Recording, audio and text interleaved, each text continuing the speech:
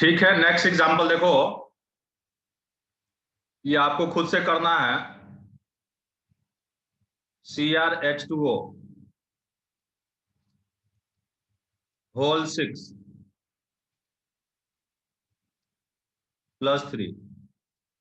फटाफट लिखो, फटाफट करो ये।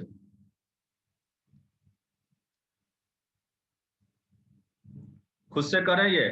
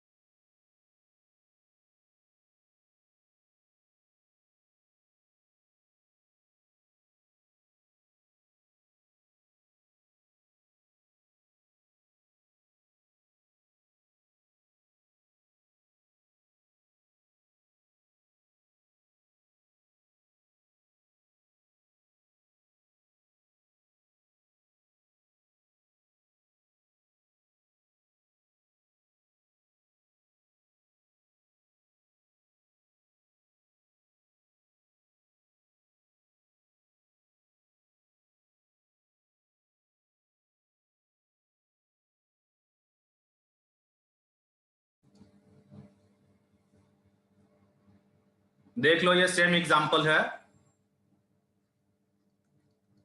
Chromium +3, argon 18, 3D3,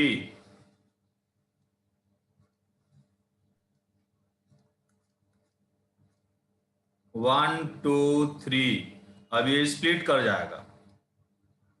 ligand weak है, यहां स्प्लिटिंग कम होगा।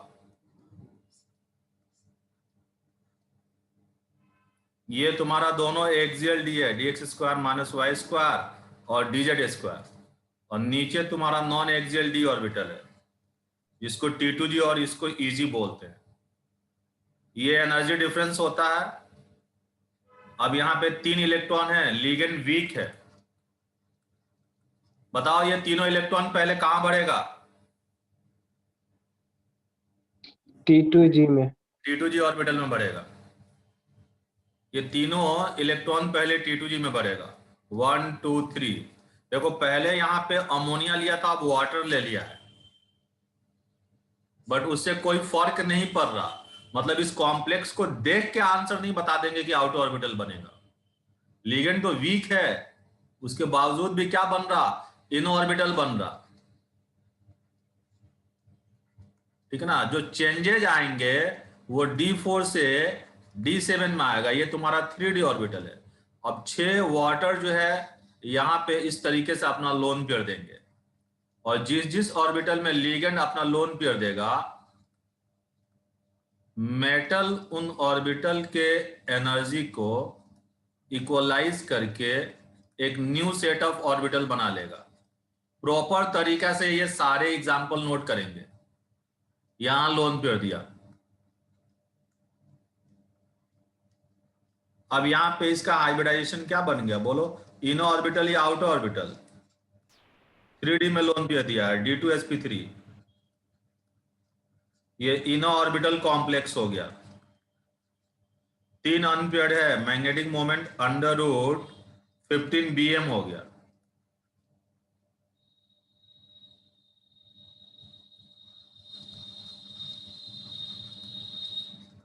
और ज्योमेट्री इसका ऑक्टाहेड्रल हो गया। कुछ इस तरीके से ये कॉम्प्लेक्स रहेगा।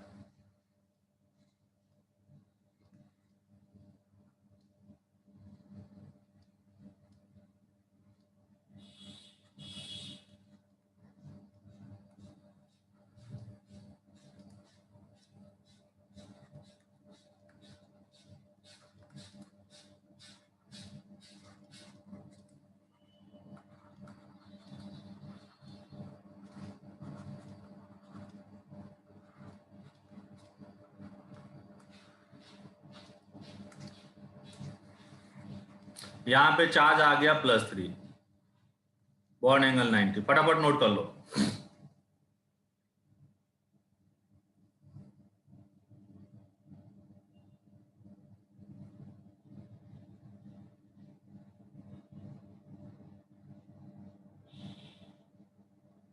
नेक्स्ट लो एग्जांपल।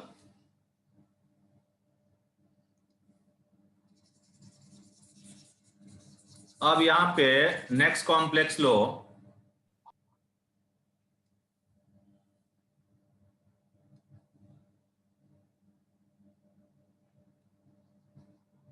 क्रोमियम के बाद यहां ले लिया वेनेडियम।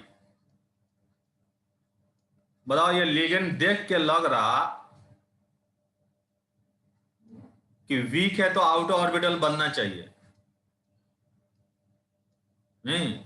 बट हमें पता है कि D1 to D3 inner orbital होगा और D8 to D10 outer orbital होगा। लिगेंड का नेचर सिर्फ काम करेगा D4 से D7 के बीच।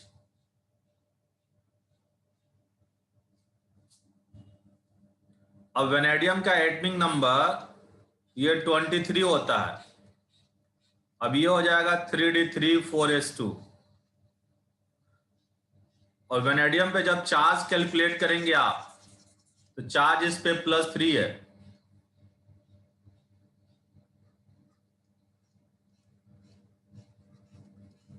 और ये आर्गन 18। और वेनेडियम +3 का मतलब 2 इलेक्ट्रॉन 4s से निकला और 1 इलेक्ट्रॉन 3D से निकला। यहां पे 3D में 2 इलेक्ट्रॉन रहेंगे। ये ऐसे सिचुएशन बन जाएगा।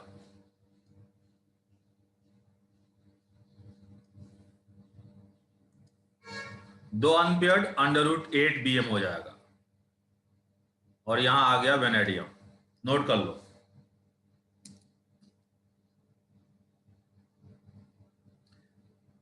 D3 में √15, D2 में √8 और D1 में √3 आएगा।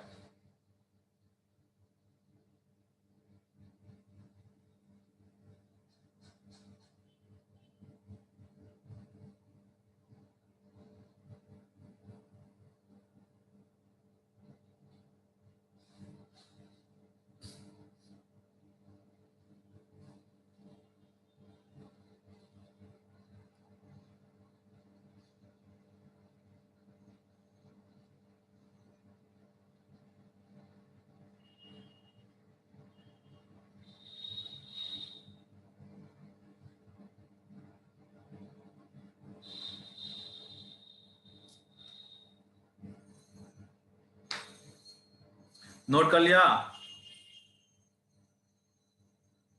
No, sir.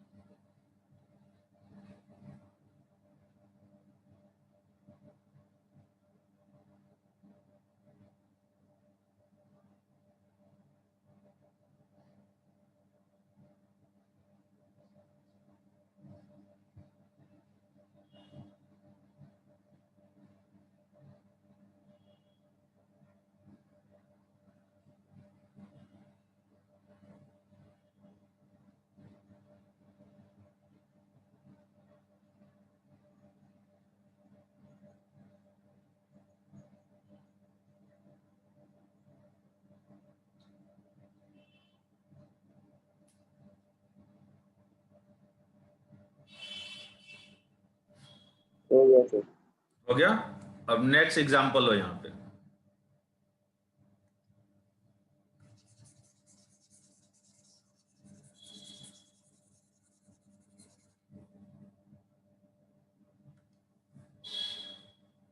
नेक्स्ट एग्जांपल लो, ये टाइटेनियम ले लिया, Ti H2O होल 6,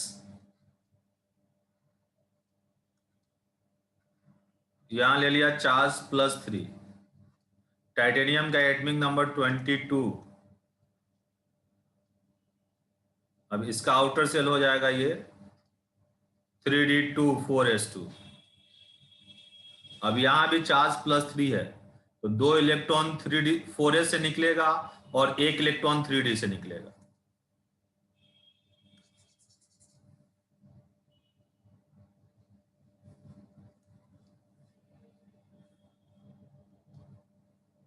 तो क्या बन जाएगा ये? सेम कहानी ना। अब चाहे यहां लिगेंड स्ट्रांग हो चाहे यहां लिगेंड वीक हो, एक ही कहानी आएगा। इन ऑर्बिटल यहां चार्ज +3 हो गया टाइटेनियम पे, 3d1 हो जाएगा, यहां 1 इलेक्ट्रॉन रह जाएगा। अब ये सारे यहां लोन पेयर देंगे, नीचे वाले में क्यों नहीं लोन पेयर आएगा? ये भी तो खाली है।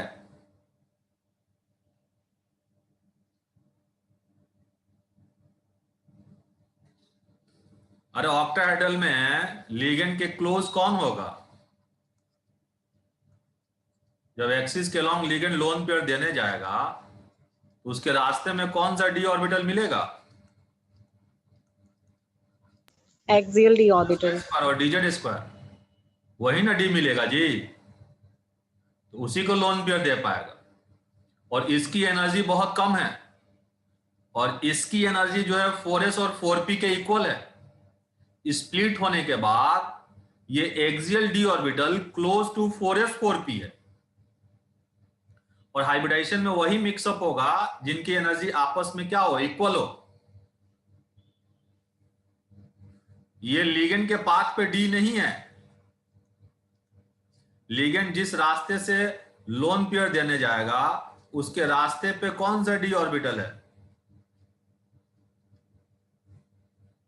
ऑक्टाहेड्रल कॉम्प्लेक्स में कोऑर्डिनेशन नंबर 6 में कौन सा d ऑर्बिटल फिट बैठता है जी? यहां कौन सा d, इस स्क्वायर में कौन सा d रहेगा? dx² - y²। और ऊपर नीचे से जो d रहेगा और p रहेगा वो pz और dz² होगा। बॉन्डिंग में तो इतना पढ़ा है ना आपने,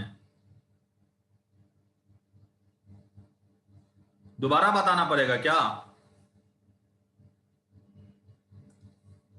No, sir. रियासत समझ रहे हो? क्लास में हो कि नहीं?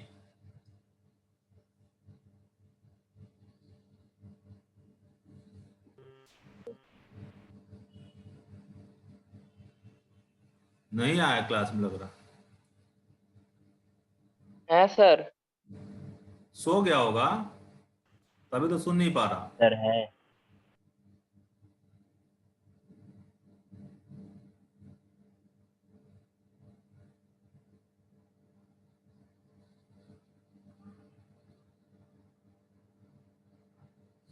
ठीक है, लिखो।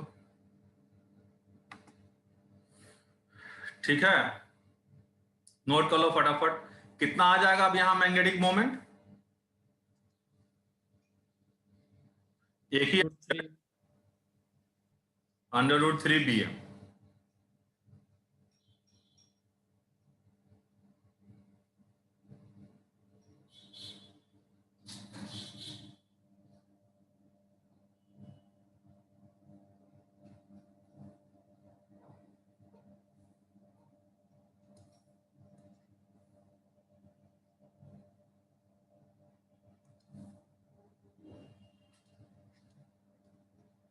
यहां टाइटेनियम आ गया।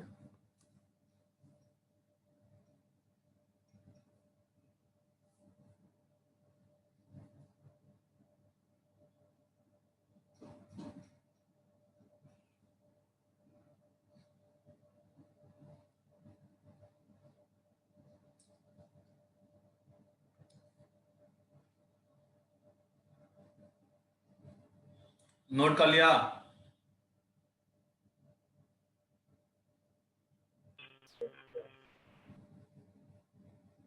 Yes sir. ठीक है, तो जो यस सर। जहां D1 to D3 electronic configuration होगा, रब कर दूं सारा?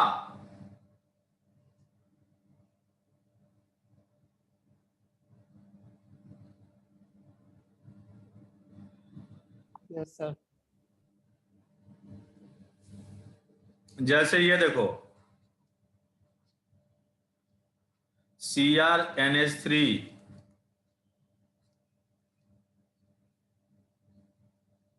होल 6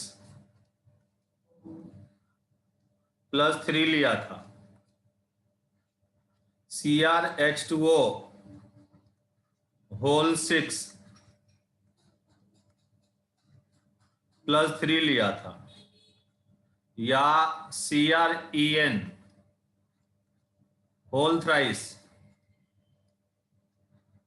यहां चार्ज +3 लिया, एटसेट्रा। इन सबका हाइब्रिडाइजेशन क्या आएगा? D2sp3 इनर ऑर्बिटल कॉम्प्लेक्स होंगे एंड मैग्नेटिक मोमेंट √15 bm, ये मैग्नेटिक मोमेंट रहेगा। ये D3 के केस में है। और D2 के केस में क्या क्या लिया आपने, बताओ?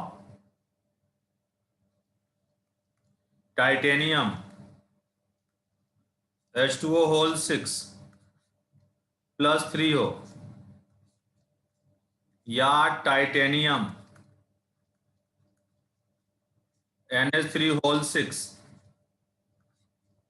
+3 हो, जो भी हो, मतलब लिगेंड वीक हो चाहे स्ट्रॉन्ग हो, ये सब भी इन ऑर्बिटल बनाएंगे।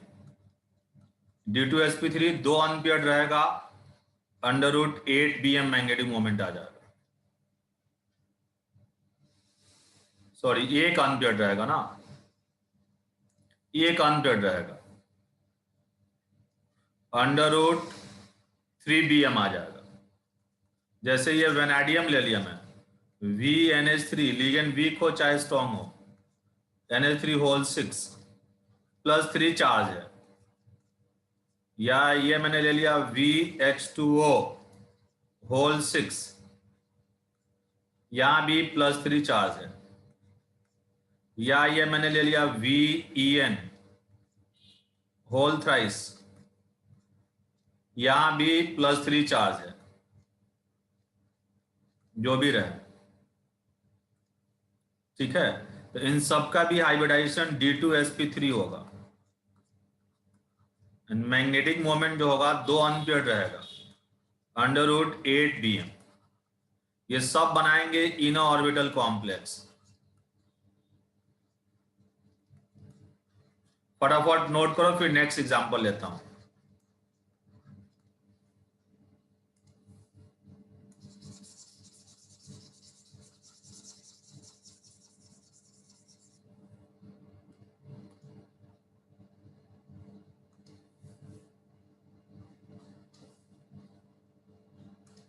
ये नेक्स्ट एग्जांपल लिया मैंने, CuNH3 होल 6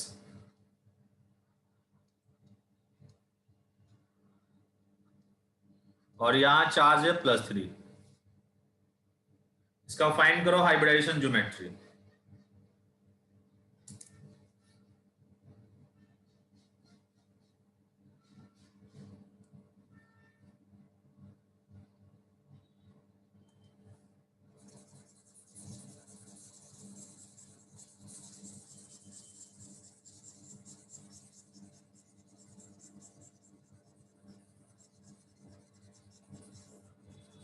ये मिटा दूं?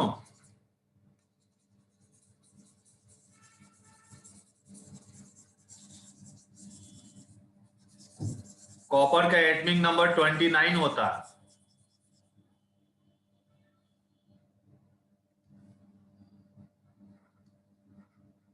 कॉपर 29, आर्गन 18, 3d10, 4s1 हो जाएगा। यहां 3 चार्ज नहीं है, गलती से लिख दिया है, ये +2 चार्ज होगा।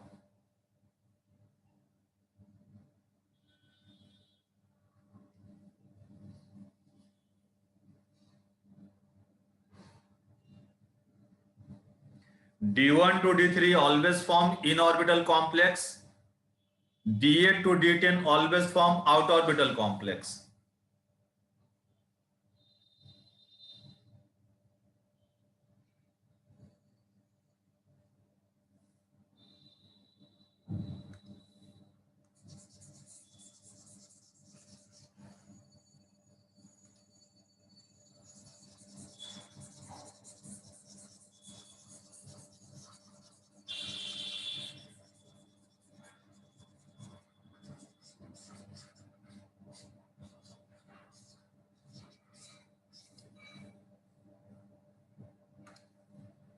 देख लो यहां पे कॉपर +2 है,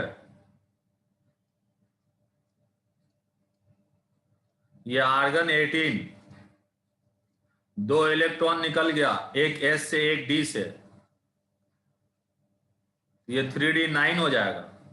अब D9 में क्या बनेगा, इनर या आउटर? आउटर। 1 2 3 4 5 6 7 8 9। अब ये स्प्लिट कर गया फर्दर।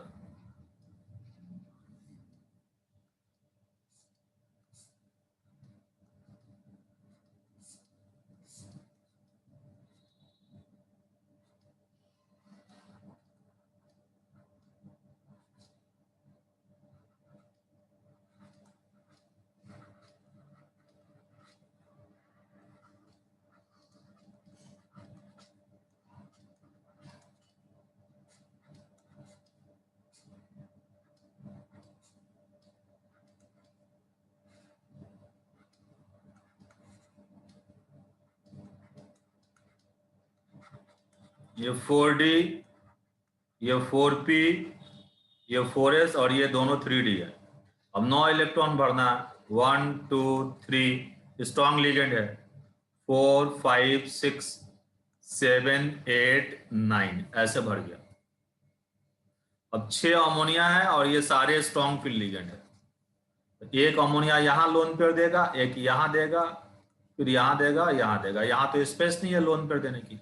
अब 2 अमोनिया यहाँ लोन पेयर देंगे और ये जहां जहां लोन पेयर देंगे उन ऑर्बिटल के एनर्जी को सेंट्रल एटम इक्वलाइज कर लेगा और एक न्यू सेट ऑफ ऑर्बिटल यहां बना दिया। हाइब्रिडाइजेशन, आउटर डी आ गया, sp3d2, आउटर ऑर्बिटल कॉम्प्लेक्स, एक अनपेयर्ड है, मैग्नेटिक मोमेंट √3bm आ गया।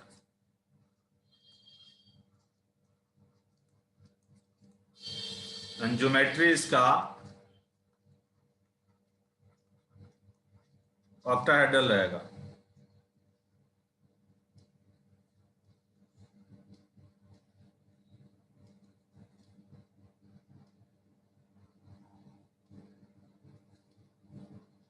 कुछ इस तरीके से।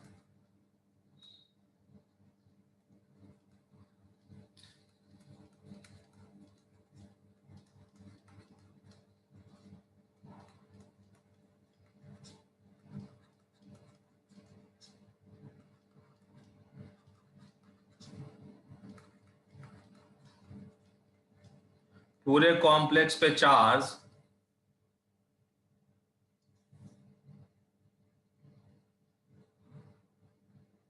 +2 है, इसको नोट कर लो।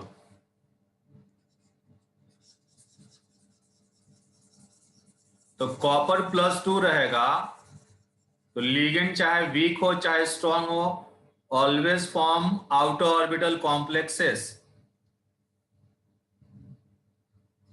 जैसे ये है आपके पास, CuNH3 whole 6 plus 2 CuEn whole thrice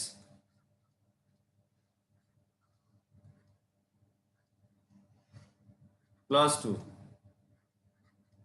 CuH2O whole 6 plus 2 जो भी हो,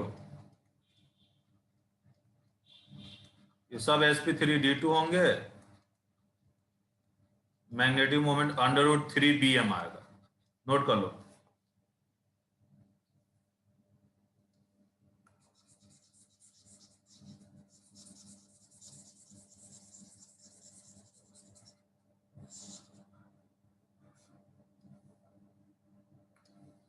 ये मिटा दो।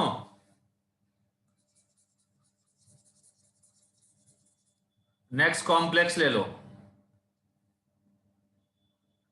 ये ले लिया मैंने Cu Cn whole 4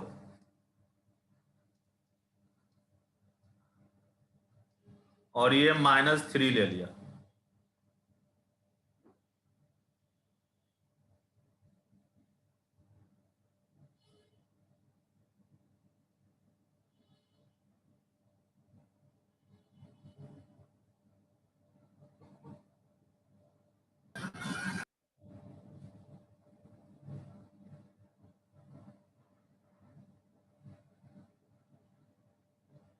coordination number 4 है।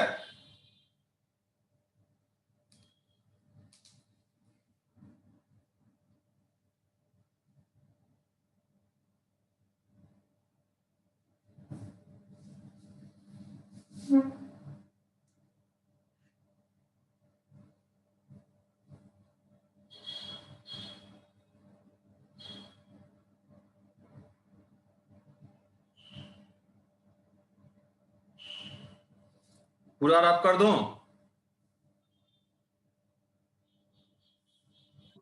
Yes. नोट कर लिया ना?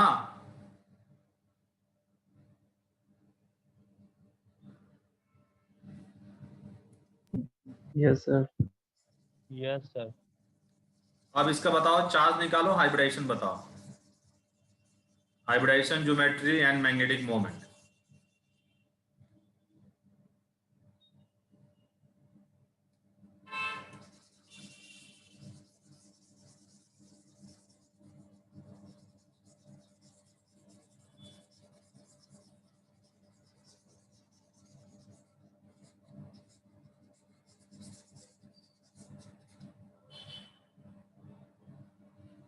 क्लियर कर रहा हूं पूरा।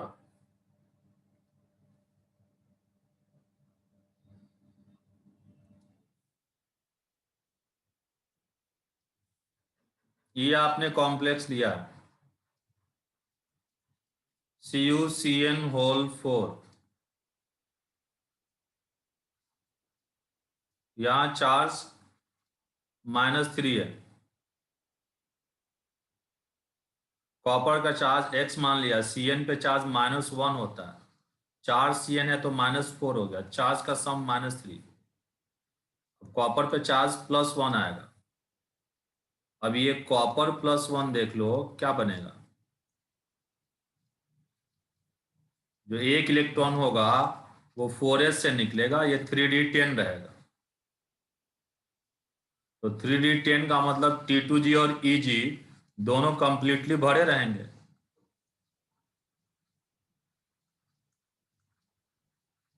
अब यहाँ पे ये 4s ऑर्बिटल खाली है, ये 4p ऑर्बिटल भी वैकेंट है। अब बताओ कहीं पेयरिंग की गुंजाइश है? No, sir. कहीं स्पेस नहीं है पेयरिंग के लिए, कहीं स्पेस नहीं है पेयरिंग के लिए। तब ये यहाँ पे लोन कर देंगे, 4s और 4p में लोन कर देंगे।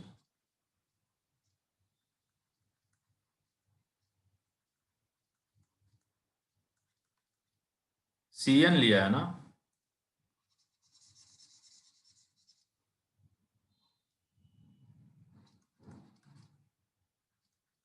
CN में डोनर कार्बन होता है, अब यहां लोन पेयर दिया, अब इसका हाइब्रिडाइजेशन क्या हो गया? D2sp3। डी कहाँ है यार, 4 ही तो लिगेंड है। sp3 sp3 sp3 geometry tetrahedral, tetrahedral, magnetic moment 0, 0, और ये डाई मैग्नेटिक हो जाएगा, ये कॉपर है,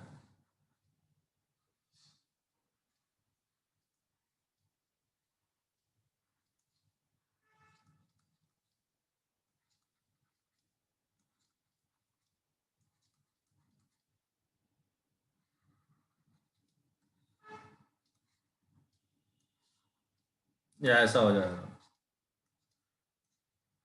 पूरे कॉम्प्लेक्स पे चार्ज -3 है, एंगल 109.5 रहेगा।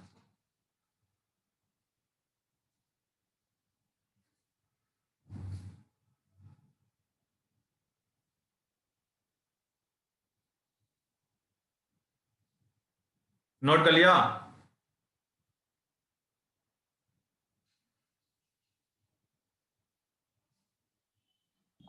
yes sir, अगला क्लास मिस नहीं करना, बहुत इंपॉर्टेंट कॉन्सेप्ट बताऊंगा, तब जाके हाइब्रिडाइजेशन ज्योमेट्री बहुत अच्छे से क्लियर होगा। एक एग्जांपल और ले रहा हूं यहां पे आज के लेक्चर में।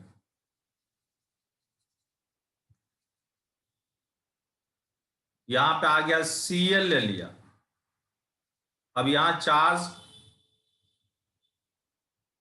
-2 ले लिया,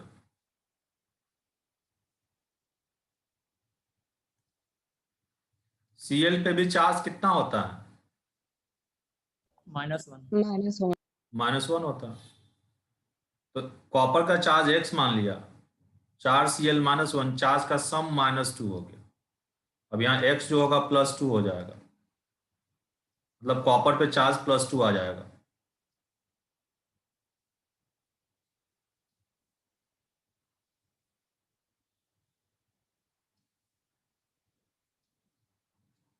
अब +2 का मतलब अब ये D9 हो जाएगा।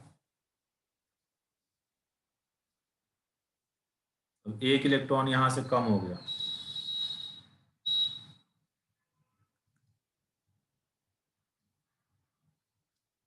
अब बताओ पेयरिंग होगा? D9 में पेयरिंग होगा? no sir space, No, sir. Space नहीं है।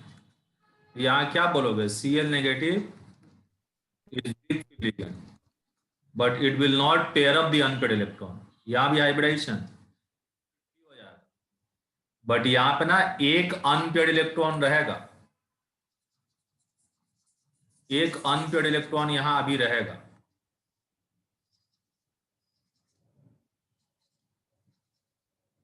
एक अनपेयर्ड इलेक्ट्रॉन रहेगा तो मैग्नेटिक मोमेंट √3 Bm होगा, और ये पैरामैग्नेटिक हो जाएगा, ज्योमेट्री टेट्राहेड्रल ही रहेगा। यहाँ आ गया Cl। अब पूरे कॉम्प्लेक्स पे चार्ज जो है ये -2 है।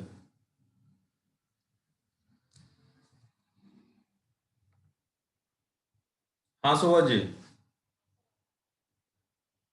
ओ, अभी चेक कर लेता हूं मैं। हाँ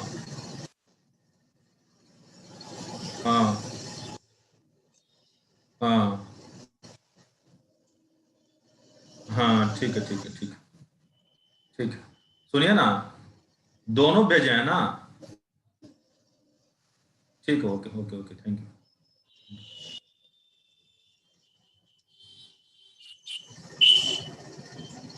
नोट कर लिया भाई? Yes, sir. ठीक है, तो चलो आज के लेक्चर में इतने रन देते हैं, अब इसमें टाइम बचा नहीं है ज्यादा, और अगले लेक्चर में मिलते हैं। अगले लेक्चर में वैलेंस बॉन्ड थियरी खत्म हो जाएगा, हम लोग CFT स्टार्ट कर लेंगे, बहुत जल्दी अब खत्म हो जाएगा। अब दो चीजें बच गया, crystal field theory and colour of complex. Crystal field theory में हम लोग पढ़ेंगे स्टेबिलिटी से रिलेटेड एंड CFSE का कैलकुलेशन पढ़ेंगे, और इंपॉर्टेंट पोर्शन जो है इस टॉपिक का वो आइसोमेरिज्म से लेके कलर ऑफ कॉम्प्लेक्स, यहीं से ही सबसे ज्यादा क्वेश्चन आता है। ठीक है, तो चलिए मिलता हम लोग अगले लेक्चर में। ओके सर ये वीडियो अपलोड कर दिएगा सर, थोड़ा बीच का छूट गया था नेटवर्क प्रॉब्लम की वजह से। बार बार मैं तुमको मतलब पूछ रहा हूं तो तुम्हारा कोई आवाज ही नहीं आ रहा था। अभी अभी अपलोड कर सर दूंगा, नेटवर्क, अपलोड कर दूंगा, ठीक है ना? जी सर, थैंक यू सर। चलो ओके बाय।